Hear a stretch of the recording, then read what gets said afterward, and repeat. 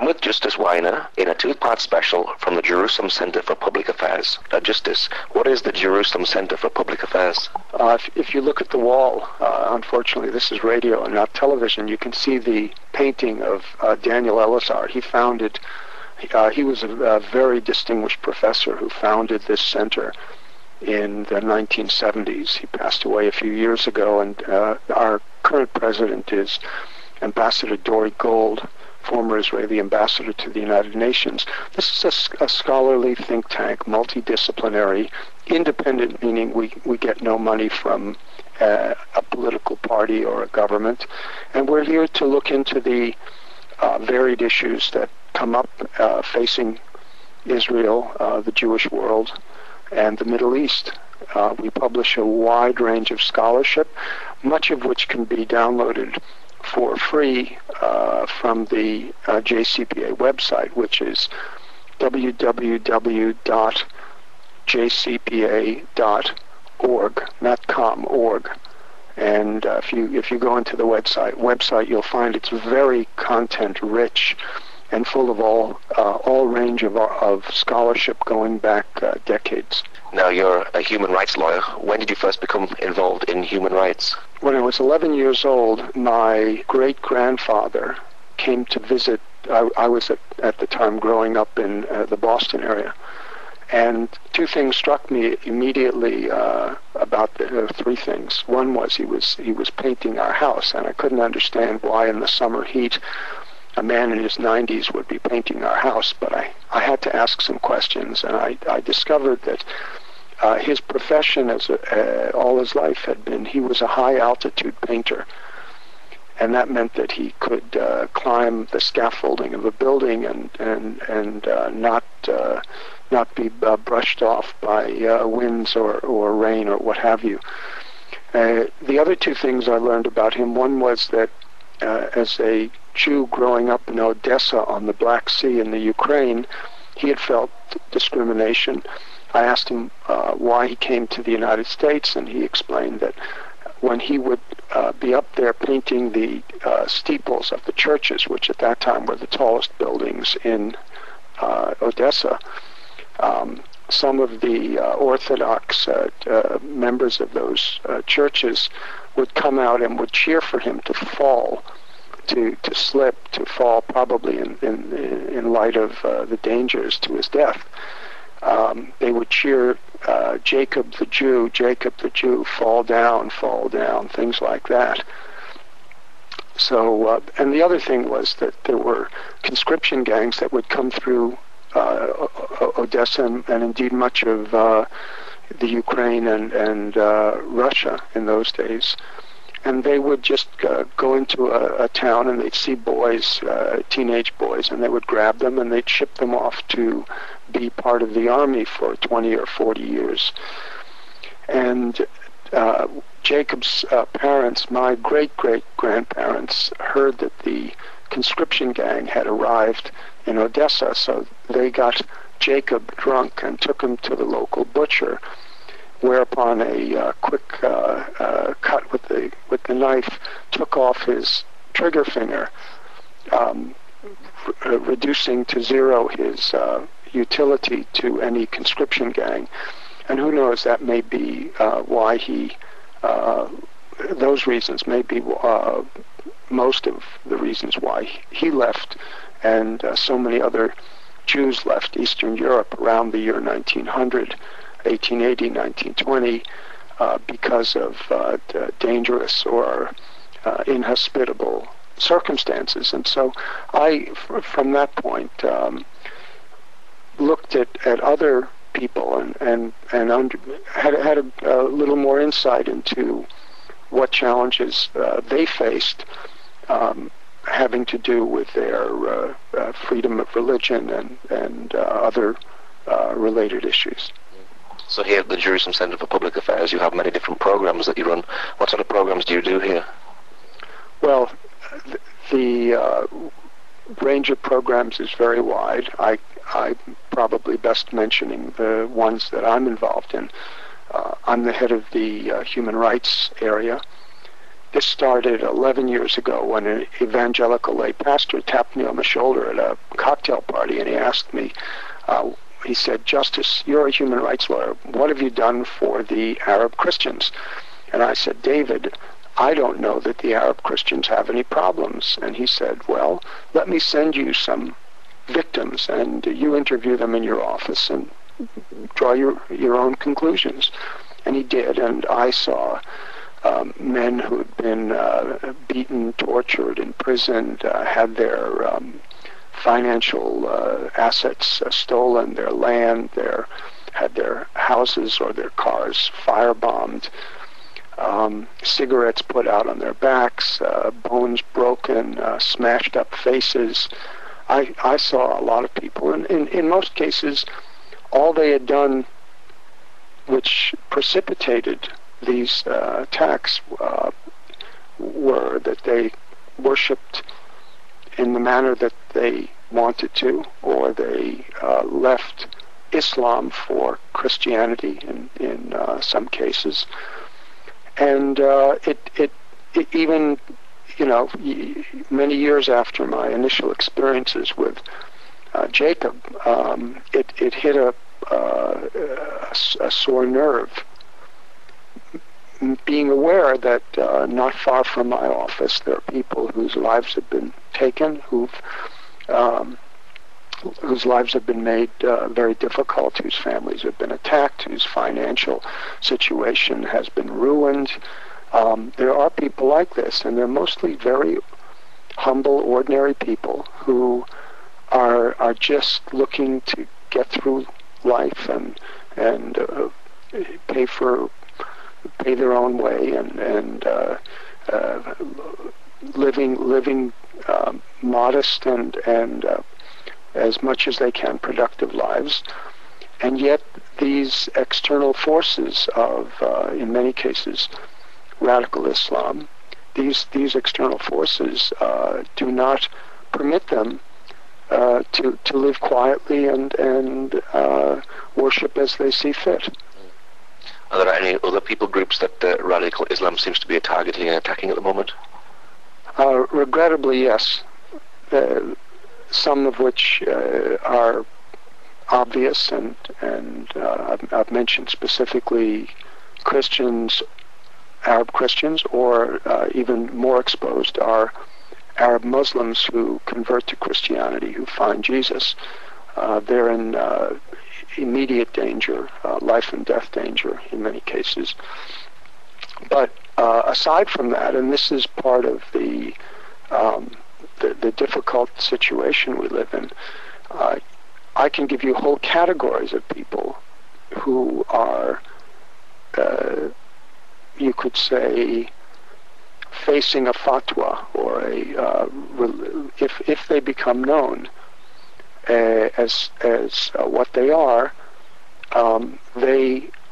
in a life and death situation. For example, internet cafe operators, very mundane thing. Every city in the world probably has internet cafes, and people go in and they pay a little money and they maybe have a cup of tea and they send their friends email and whatever. But it's not that simple in the Palestinian areas. Between 50 and 60 internet cafes have been firebombed. Why? Because people who are sitting at a computer in an internet cafe get a window on the world.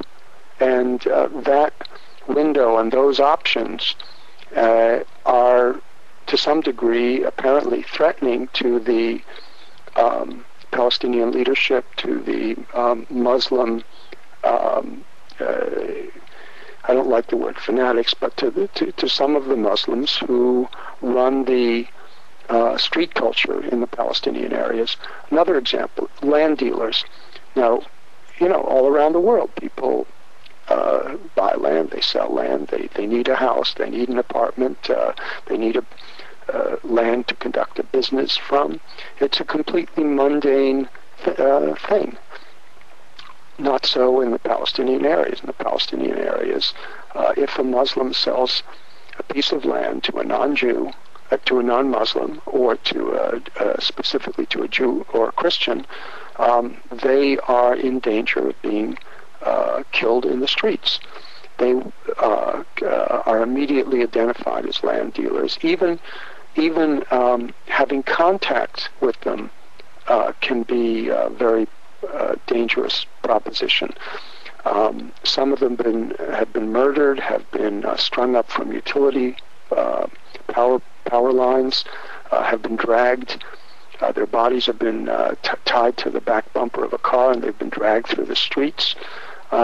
It's a minor thing, but just this morning I learned that a friend of mine who's an evangelical Christian from California, she went to a pizza restaurant in East Jerusalem where the proprietor apparently had some contact with Christians, although he was a Muslim. Some say he converted to Christianity. Others deny that. But he did have a pizza restaurant, and others say that he sold a property, a small piece of land, to someone else who sold it to someone else who sold it to someone else who was a Jew at the end of the chain of purchasing. And for doing that, he was murdered. And just as I said, I learned this morning that this Christian woman who took a couple of visiting friends up to the pizza restaurant to see if she could find out more about what actually happened. And when she came out, her car was scratched up. She has a new Toyota. It's all scratched up. Somebody saw that she was going in and figured that it had to do with one of these issues, either a land sale to non-Muslims or a person who left Islam and became Christian, and they, I guess, had their revenge. There are other categories as well: gays, lesbians, transgenders. All of them are in a life and death situation in the Palestinian areas, and many of them flee to Israel of all places. Given the situation, the tense situation between Israel and the Palestinians, nevertheless, in Israel they can survive.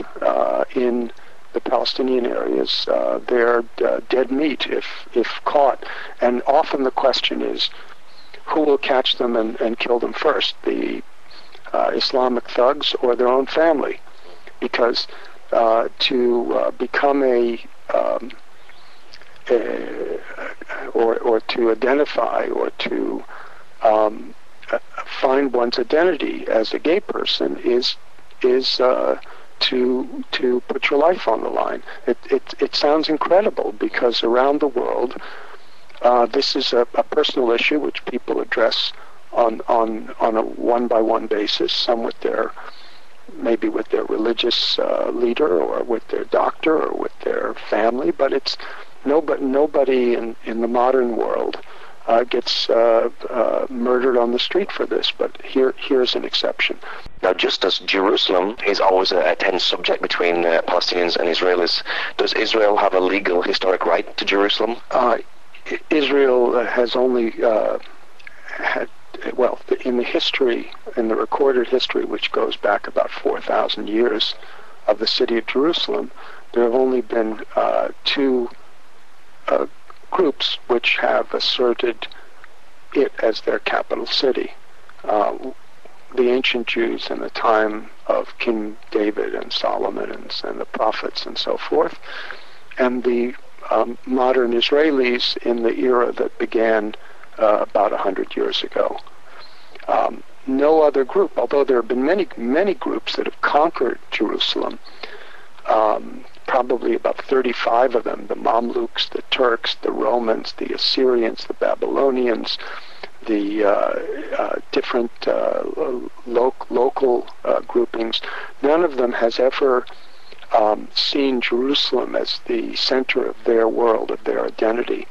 And indeed, when you go to a Jewish wedding or a Jewish Passover service, invariably one of the prayers is, I'll give you the Hebrew and then the English, is Hashana Haba B'Yerushalayim, which means next year in Jerusalem. So Jews, wherever they are in the world, they could be in San Diego, they could be in Santiago, they could be in Beijing, wherever they are in the world, synagogues are arranged on a plot of land with a spatial orientation so that people praying towards the Ark, where the Torah is, the Old Testament, they're facing Jerusalem.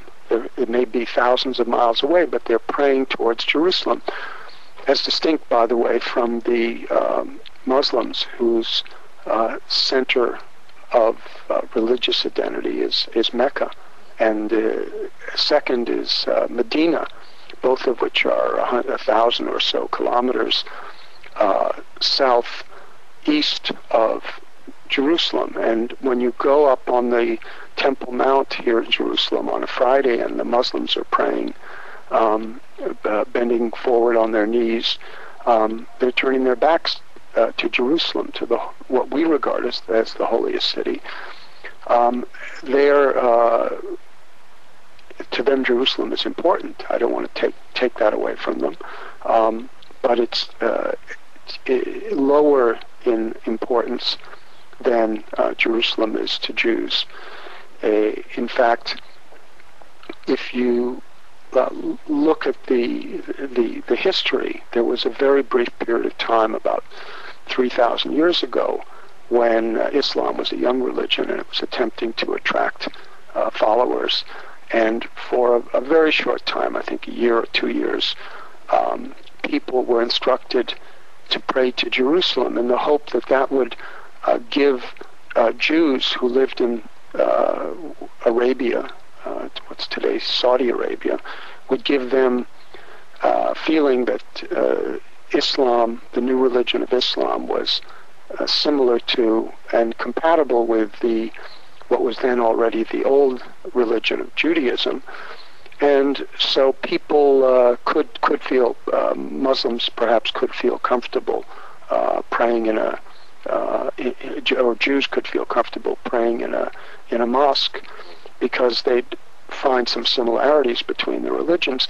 Actually, Jerusalem isn't even number 3 on the tiered list of holiness. I think Qum for Shiites, or Karbala also for Shiites, and other cities as well are probably higher on the hierarchy of sanctity than is Jerusalem. But the importance is not so much making a hierarchical list of what's most important to whom. I think the importance is that if one looks at the period since the creation of the State of Israel, since 1948, for the first time in recorded history, the city is open and free and amenable to all forms of religious worship. One of the first laws passed in 1967 was that everyone should be able to pray freely at their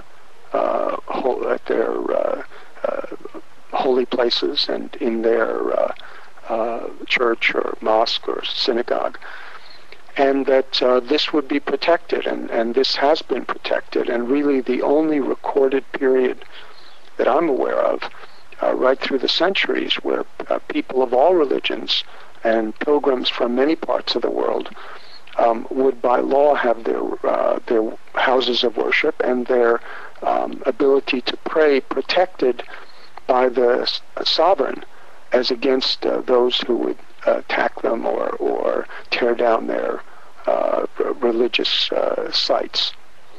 And this, of course, is the complete opposite of what happens in most of the Islamic world, where, unfortunately, people who worship differently, even if it's a difference as limited as, say, between Shiites and Sunnis, they will go into full war footing over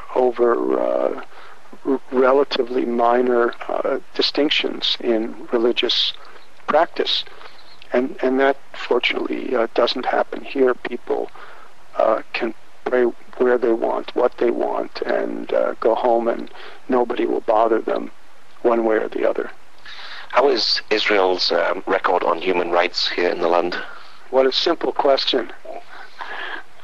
I think as someone who's been in this field now for 20 or 25 years, and I teach it. I've taught it in law school in the United States, and I've taught it here in Israel as well. I have to say that overall Israel is quite remarkably sensitive to human rights issues, and has a number of methods to safeguard minorities, different types of minorities here in the Holy Land. Now, is it perfect? No, it's not. Are there constant efforts to push and pull and struggle with these issues? For sure, there are.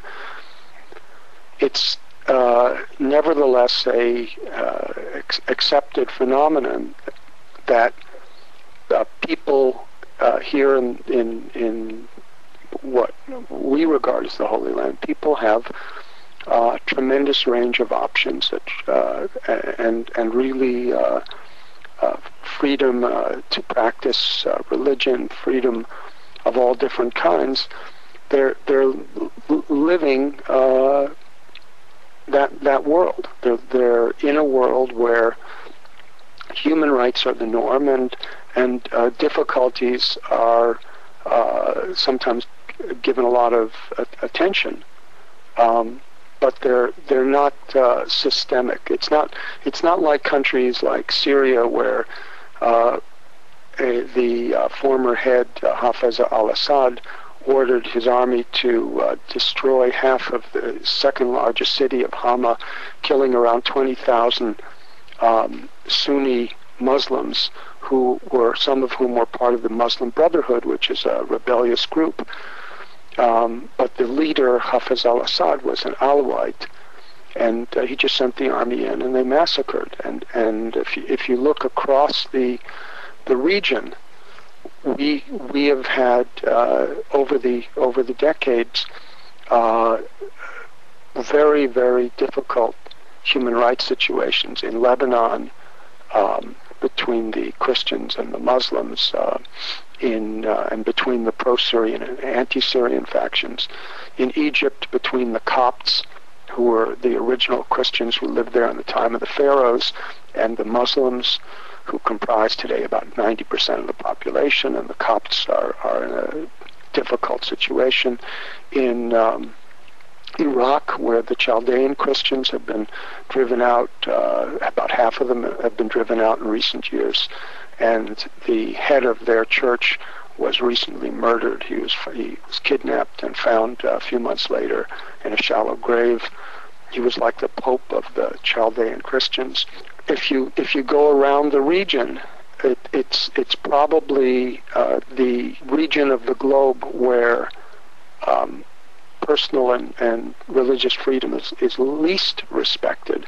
But ironically, that instead of that being the focus of human rights organizations and non-governmental organizations, to say how can we understand and how can we improve upon the situation, say in Darfur, instead of that being the approach, what you so often have is a kind of pig pile on Israel, an effort to stigmatize, to use words that have really no common sense connection with the reality of life on the ground here.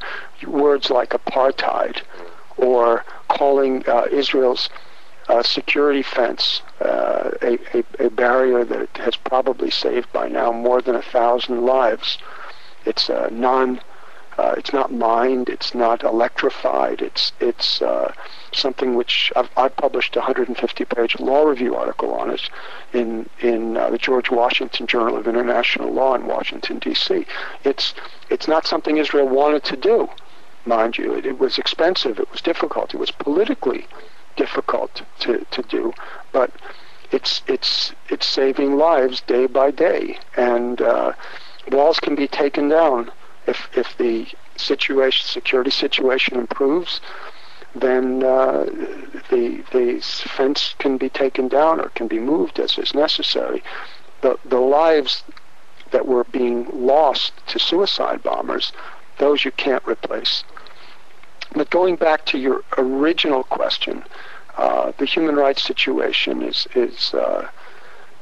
very problematic in the countries that adjoin and surround Israel, and yet, for the most part, their governments are either completely oblivious to what they don't have, or find it politically expedient to turn the tables, to move the discussion on, and make accusations against Israel or Israeli leaders like war criminal, or the accusation that Israel's involved in some kind of poisoning babies with AIDS serum or HIV, all kinds of very, very far-fetched and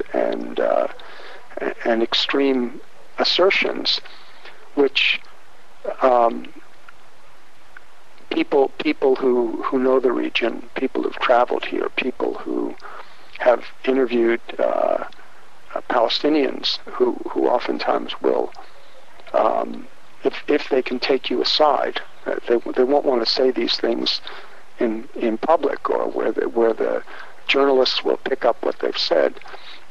But if you get to know them, and if you take them to the side, they'll describe to you what it's like to live in Muslim society, what it's like to live in a precarious economic and political situation, where the people who attack Arab Christians, the people who attack Israel, they typically have not a shred of respect for human rights, where international law is just a rhetorical slogan, something which is used in any which way they see fit, to cast aspersion and basically take the magnifying glass off their leaders and their culture, and put it, blame it on Israel, blame it on the Jews, blame it on the evangelicals, blame it on the Westerners, blame it on America. This is the pattern, which, if people study the reality and come and live in the region, as I have for 27 years, they'll see through it rather quickly. Now, Justice, Israel has built a wall. Israel is keeping Palestinians locked up behind the wall. They say it's corporate punishment, the Palestinians. Is Israel breaking human rights law? And does security supersede human rights? You've painted me into a corner with the terminology. First of all, it's not a wall, it's a fence. 95% of the running length of the security barrier is a chain link fence. As I said, it's not electrified, it's not mined. Nobody dies at the fence. It's not like the Berlin Wall. It's not like I mentioned this article previously, in which I found about 30 different countries around the world, North Korea and South Korea, Saudi Arabia and Yemen, even countries in Europe, which have built security fences against not always terrorism like Israel's security fence, but oftentimes against illegal immigrants, against drug smugglers, against prostitution rings. And so if 30 different countries around the world, including European countries, even democracies, never mind Arab countries, never mind India and Pakistan, India and China, if all these countries have found it necessary to, in recent years, to erect fences. Why is it that only Israel is brought to task for doing what many of the countries that condemn Israel in the United Nations are doing themselves? It's something to think about. Now, is a security fence a good idea? I think it was something that no Israeli wanted, but it got to a point after Arafat turned his back on the generous peace offers of then Israeli Prime Minister Ehud Barak in the Camp David and Taba talks overseen by Bill Clinton in the year 2000. Since Arafat and the Palestinian leadership walked away from the chance of putting together a final peace agreement and began in its place the Intifada, the second Intifada, which resulted in about 1,200 Israelis killed, which on a proportional basis, of course, would be many millions in other larger, more populous countries. And as well, you have tens of thousands wounded by these suicide attacks. So you have a situation where, yes, I think under international law, every country is entitled to self-defense. And if Israel is threatened, and by the way, it's threatened not just by the suicide bombers and the drive-by shooters, it's being threatened today most emphatically by Iran. Iran, whose leader Ahmadinejad and whose previous leaders, including Khomeini, Rafsanjani, since the Iranian Revolution in 1979, every Iranian leader has made existential threats against the survival of the State of Israel, calling in some cases for Israel to be wiped off the map. This is incitement to genocide. There can't be any misunderstanding about it. And this has gone on now for about 25 years. And so what Israel is trying to do is to survive as a small liberal democratic state in a region in which it's unique, where pretty much every other state is some kind of dictatorship or run by a religious faction or being treated as a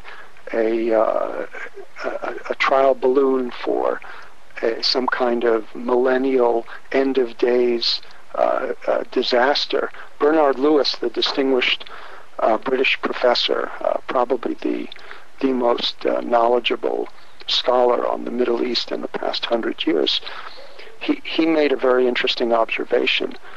Some people think that Iran is, as he said, some people think that Iran is going to become moderate over time, that just like the United States and the Soviet Union, which for decades faced each other with thousands of missiles and even nuclear warheads, but yet they never fired a single missile one at the other. And the reason being that there was this concept called mutually assured destruction by the acronym MAD, because it was MAD, the very thought that countries could destroy each other and no one would be left standing. That was the fear. But Professor Lewis pointed out that in the case of Iran, the government, the Islamic government that is, if it gets nuclear weapons, along with its ideology that I've mentioned, and along with its development of and purchase of long-range missiles that can carry a nuclear warhead, there's no reason why Iran wouldn't go ahead and use it, because it doesn't have the restraints that the Soviet Union and the United States had during the Cold War. In fact, just the opposite. their concept of martyrdom, of a shaheed, or a person who struggles in a holy war and is ultimately martyred for the cause, that concept is completely strange to Israelis and to Westerners as a whole. And the Iranian leadership is quite fond of saying, we're going to win, and the reason we're going to win is because we love death, and you, the West, love life. It's a chilling thought, but it's possible to understand what they're getting at, and what they're getting at is not a Cold War. What they're getting at is some kind of nuclear showdown in which there's not much left in the whole of the region. And if, as Bernard Lewis did point out, if millions of Iranians were killed in the crossfire, civilians who, just ordinary people, their death would be seen by those who survive as a holy and sacrificial effort. They would be viewed as having gone to paradise or to heaven, where they would get the 72 virgins and get to see the face of Allah, and bring in members of their family as also as shaheed, as martyrs. So there's really very, if they're on the brink of developing the nuclear weapons, they already have the long-range missiles that can reach everywhere in the region, and they're developing even longer-range ones that can reach all of Europe and the east coast of the United States. And if they have the ideology that favors going down in a tremendous fireball, then what's to stop it? To the arguments that people, Westerners have, do they ring true to the leadership of Iran? And I'm afraid it doesn't look like they do. Now, you just wrote an article called Teach Them to Hate, the Use of Palestinian Children, the Legal and the Political Analysis. How are Palestinians using their children? Palestinian, and I'm speaking of Muslim Palestinians, not of others, they tend to value the idea that a martyrdom, even for a child, is a worthy outcome. Western parents don't want they have values, but they don't want to push their children out into a street riot with gunmen popping off shots at each other. For instance, recently when there was this street fighting and eventually a coup d'etat by Hamas against the Palestinian Authority in the Gaza Strip, the UNRWA, the UN Relief Works Agency, closed the schools in Gaza. Why did they close the schools? Because there was such violence in the streets, with roadblocks being set up by both sides, with random shootings, with sniper attacks, with rocket-propelled grenades being shot into people's houses. There was such a level of violence that anybody out on the street was in danger. Now, this had nothing to do with Israel. This was Palestinian violence directed at other Palestinians. And what you have, particularly since the beginning of the Second Intifada in the year 2000, what you have is a willingness, applauded by the Palestinian Authority and by many of the clerical figures, sheikhs who deliver the sermons in the mosques. You have an attitude that the children are part of the battle, and since when a child is killed, it's essentially a no-lose proposition for the people who sent him out there, who put his life in danger, because if he's wounded or if he's killed, so it brings sympathetic publicity in the media. If he's not killed, if he manages to kill an Israeli, so that also it brings sympathetic, you could say, public relations encouragement and awards and willingness to sacrifice, because it's viewed as proficient, as a way of killing the enemy. So either way, those parents, those religious figures, those political figures that incite the children to violence, contrary, by the way, to international law, to the UN Treaty on the Rights of a Child. I believe it's Article 28, which forbids sending children below the age of 17 or 18 into combat situations. Despite that, the Palestinian Authority and the Hamas and Islamic Jihad have done this in their way of looking at, with considerable success in recent years, despite the fact that Westerners might view it as an abomination. I know there was the father and the son that were caught in the crossfire, and sadly the son was killed. How have the Palestinians used him in the struggle against Israel?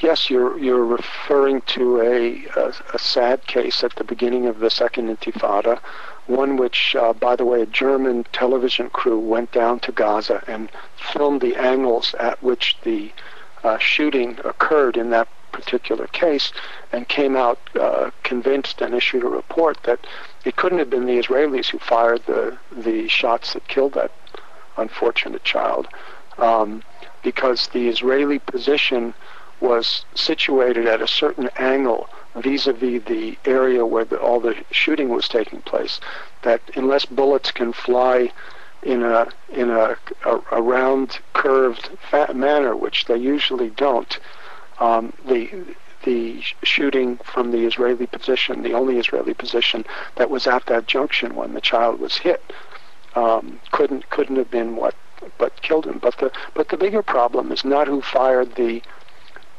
bullet. The bigger problem is who put the children in harm's way. I mean, in most parts of the world, that would be called child abuse, intentionally putting children in a situation where there's a shooting or bombing or hijacking going on, and then if the child is scared and later becomes looking for revenge, or if the child is hit, it's used as a publicity point. I mean, it's something that should be understood for what it is, which is child abuse, and international law forbids it. And I wrote on this subject, and you can read what I've written, but there have been other scholars who've done so as well. You can read what I was working on the JCPA.org website, and it's as troubling an issue. It is as troubling a single issue as I can think of in this part of the world. There's a lot of illegal building going on in the city of Jerusalem. Is this a silent war? Is something going on behind the scenes of the illegal building? In 2003, I published my book on illegal construction in eastern Jerusalem, which is the Arab sector, which is an environmental threat to the future of the city. I also compared it with illegal construction in the western part of the city and in a few dozen cities around the world, because it's a global phenomenon. It exists in the favelas of Rio de Janeiro, and it exists in Lagos, and it even exists in some of the Western democracies, because if someone builds, they oftentimes can sell, and they can make a nice profit. If it's illegal construction, meaning not approved by the zoning board or by the neighborhood association, then profit is illegal profit, but it's profit all the same, and it makes conventional building, which is legal, unprofitable by comparison, because oftentimes with the illegal building in Eastern Jerusalem, the people who build don't own the land that they're building on. They take land which is sitting empty. They bring down some thugs. They pour a cement wall around it, and they build very quickly. They sell what they've built on plans, meaning it's not yet finished. Sometimes they carry through building. Sometimes these builders just disappear. Some of them build out into the neighbor's yard or into the street, or in some cases I've found they're even building on the plans for the ring road to go around Eastern Jerusalem. Can you imagine that? Building right on the byway of I mean, where else in the world would this go on? Sometimes I scratch my chin and I say, that takes a lot of nerve. The country, the city of Jerusalem have already invested tens or hundreds of millions of dollars to build a ring road to keep the heavy trucks and buses and polluting vehicles out of the downtown center of the city, to reduce traffic congestion, to simplify things when there's a security threat as far as checking vehicles. And so there's this project, this very big project underway, and some people think that they can just go out and start building on the actual roadway of the highway. Do you think this is part of the war against Israel as well? Well, there have been some statements by Palestinian leaders to that effect, that when Israel demolished in a typical recent year, say 30 or 40 illegal structures, only the most dangerous ones were the ones that were in impossible situations. So there were, and I have tape recordings and transcripts. There were meetings organized by the Palestinian Authority, basically applauding those who built illegally and viewing it as not as an economic and ecological time bomb, which is what it is, but viewing it as part of the Palestinian struggle to deny Israel its claim to a unified city, a city of all religions, etc., etc., etc. So you have this situation where people are putting up structures, about 1,000 new illegal structures a year, not because they can't get permits. They can get permits. In fact, if you look at the statistics in one of the appendices of my book, you can see that approximately the same percentage of Arabs who apply for a permit as Jews who apply for a permit are granted. But for a variety of reasons, I think the biggest single one is simply pecuniary. It's making quick money illegally, because if they can throw up something on land they don't own in a matter of a month or two, and then get out of there, and then if 20 or 30 tenants buy apartments in that building, then the city is faced with the unenviable dilemma. Should the city go in and try and collect the fees that weren't paid on the building permits? Should the city demolish or take other action against the 30 owners who claim to be bona fide purchasers?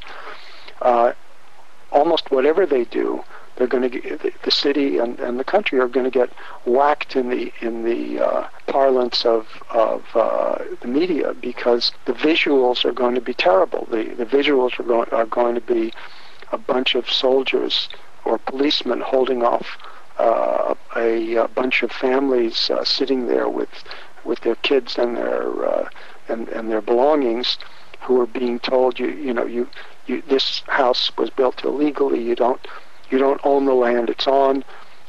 It probably also wasn't built to code, meaning that if there's an earthquake, and this is an earthquake region, or if there's bomb shelling, which of course we've had over the years in different wars, the whole thing that you're in may collapse because there aren't enough metal rods in the cement, let's say.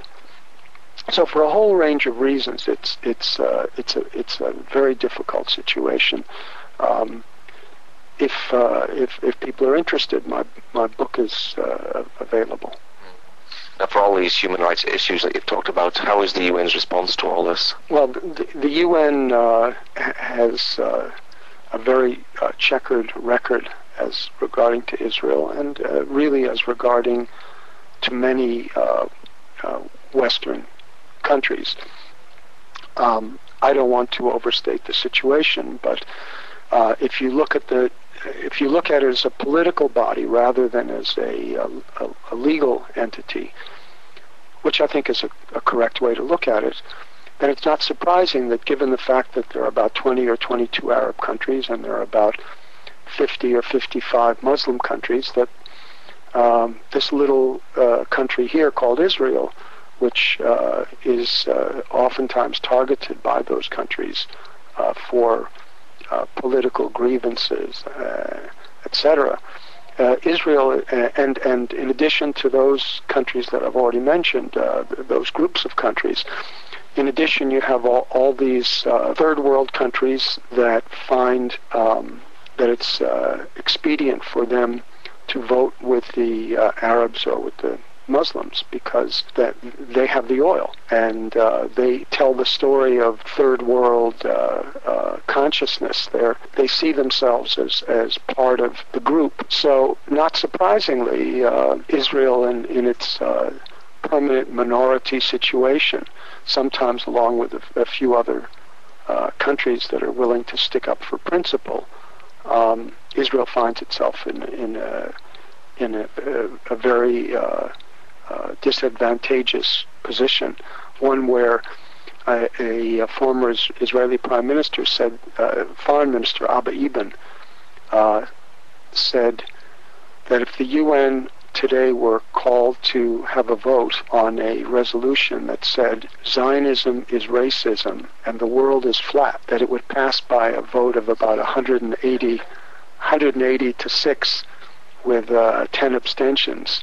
So you have a website with all sorts of information there. What's your website for people who'd like to know more?